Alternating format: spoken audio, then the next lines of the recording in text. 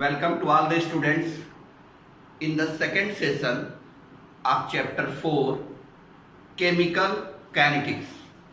In a previous lecture about the average rate of reaction and instantaneous rate of reaction we are already discussed. Here today I am discussing about stoichiometric coefficient and rate of reaction. How is stoichiometric coefficient related with rate of reaction? Basically, the relation between the stoichiometric coefficient and rate of reaction of reactant, it is equal to minus 1 upon Br dr upon dt. For product plus 1 upon Vp dP upon dt.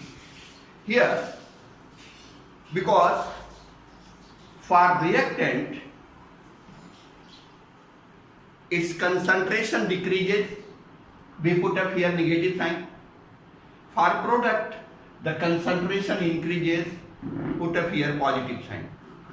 We are stoichiometric coefficient of reactant and Vp stoichiometric coefficient of product.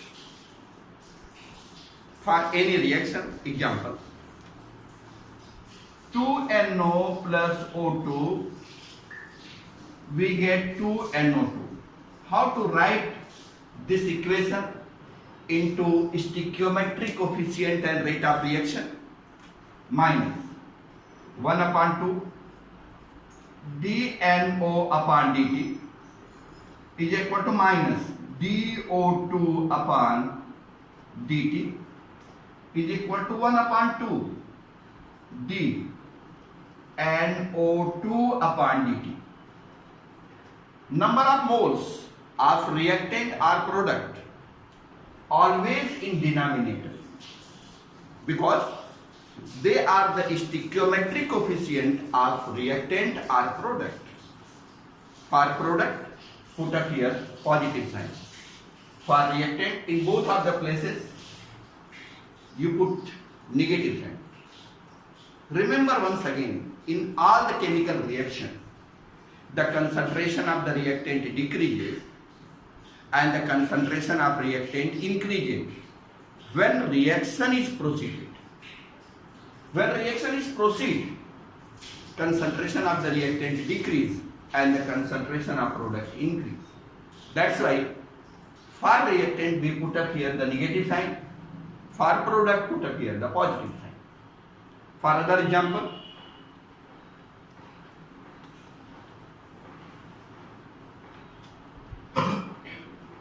five Br minus plus BrO3 negative plus 6H plus, we get 3Br2 plus 3H2. Relation between the stoichiometric coefficient and rate of reaction, minus 1 upon 5 dBr minus upon dt is equal to minus dBrO3 minus upon dt is equal to minus 1 upon 6 dH plus upon dt is equal to 1 upon 3 dBr2 upon dt.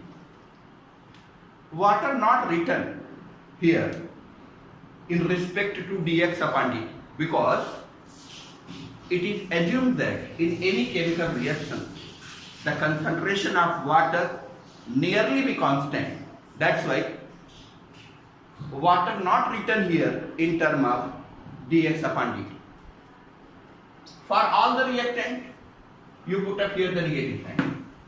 For product you put up the positive sign. Let us one of the dummy example. N1A plus N2B, we get N3C plus N4B. You have to write minus 1 upon N1 dA upon dt minus 1 upon N2 dB upon dt, 1 upon n3 dC upon dt, 1 upon n4 dd upon dt. So see here, for reactant negative sign, for product positive sign. By this way you can write any reaction in terms of stoichiometric coefficient and rate of reaction. This is a very easy process to proceed in stoichiometric coefficient and rate of reaction. And this is important one also in this chapter. And next we'll discuss about the rate law. Rate law.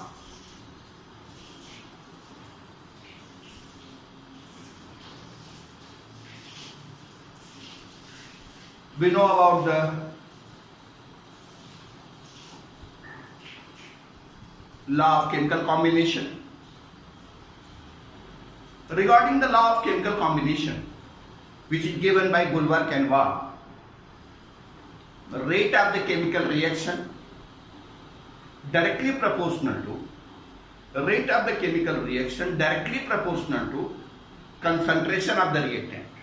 Rate of the chemical reaction directly proportional to concentration of the reactant takes part in the chemical reaction. Basically, suppose for example, A is the reactant which is converted into product. A is the reactant which is converted into product. How you write this equation in terms of rate law? If you write A in terms of dx upon dt, you have to be write dA upon dt directly proportional to concentration of A. Remember, A is the reactant, but bracket A is the concentration of reactant. And A written in terms of dx upon dt with a negative sign. This is the rate of the chemical reaction. This is the rate of the chemical reaction directly proportional. Rate of the chemical reaction directly proportional to concentration of the reactant takes part in the chemical reaction. Either one reactant or two reactant, there is no bar. All are the reactant directly proportional to rate of the chemical reaction. Here, the relation between the rate of the chemical reaction, the relation between the rate of the chemical reaction and the concentration of reactant, relation between the rate of the chemical reaction and concentration of the reactant given by an equation. This equation is called as rate law equation.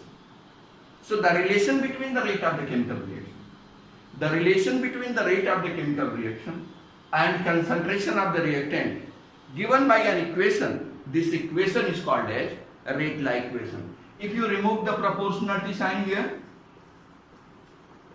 dA upon dt is equal to Ka. The proportionality constant obtained, the proportionality constant obtained in a rate law equation is called rate constant.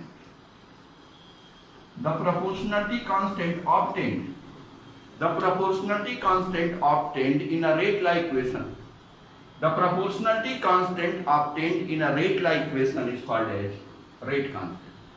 So rate constant and rate law, this is a very important term. Just one of the other example to proceed in rate law. A plus B, we get product, minus dA upon dt is equal to minus dB upon dt directly proportional to concentration of A and concentration of B. So concentration of A, concentration of B, this is the rate of reaction. This is the rate of reaction. So you have to be write rate of reaction. Rate of reaction directly proportional to concentration of A, concentration of B. remove the proportionality sign. Rate of reaction, in short, you have to be write rate. Rate of reaction or rate, both are the same term. Rate of reaction or the rate, both are the same term. So rate is equal to K, concentration of A, concentration of B. So directly you have to be write this equation in term of rate law. Rate is equal to K, concentration of A, concentration of B. This is not necessary you have to be write all the steps. Directly you write the rate. Rate is equal to K, concentration of A, concentration of B. Just other example.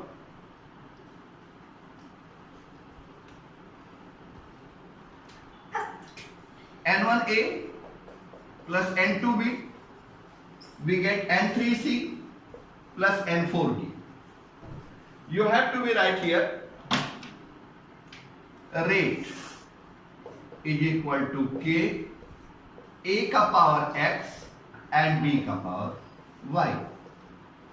X and Y are the exponent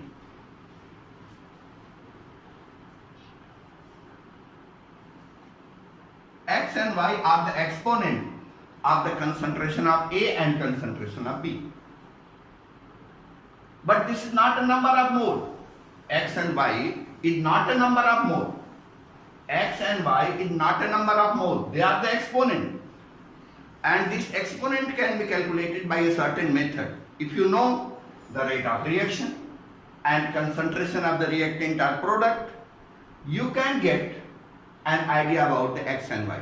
So X and Y you have to be calculated if you know rate of reaction, concentration of A and concentration of B. If you know the value of concentration of A, concentration of B and rate of reaction, you have to be calculated X and Y. Then we'll discuss about the order of reaction. What is the order of reaction?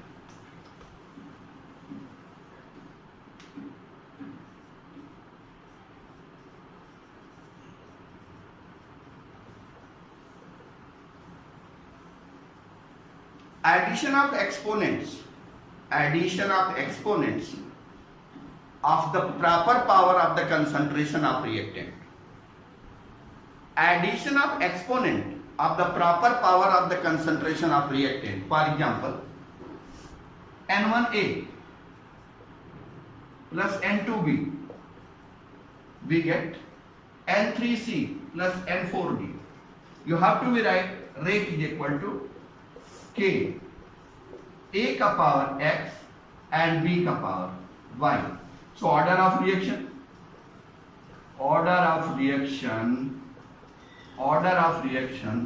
X plus Y.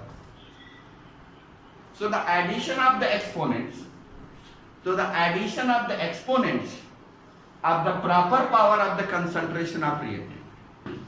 Addition of the exponents of the proper power of the concentration of reactant called order of reaction. You have to be calculate the order of reaction by this. Suppose order of reaction X plus Y is equal to N. Then how you calculate the order of reaction? X plus Y is equal to N. So N is the order of reaction. Here in this equation, rate is equal to K, A ka power X and B ka power Y. So you have to be write what is K? K is equal to rate upon A ka power X and B ka power Y. Rate means rate of reaction. Rate means rate of reaction. And the unit of rate of reaction concentration upon time. And this is also the concentration. So you have to be put up concentration ka power N. So you know concentration 1 minus N time inverse. You can get the unit of rate constant of the nth order reaction.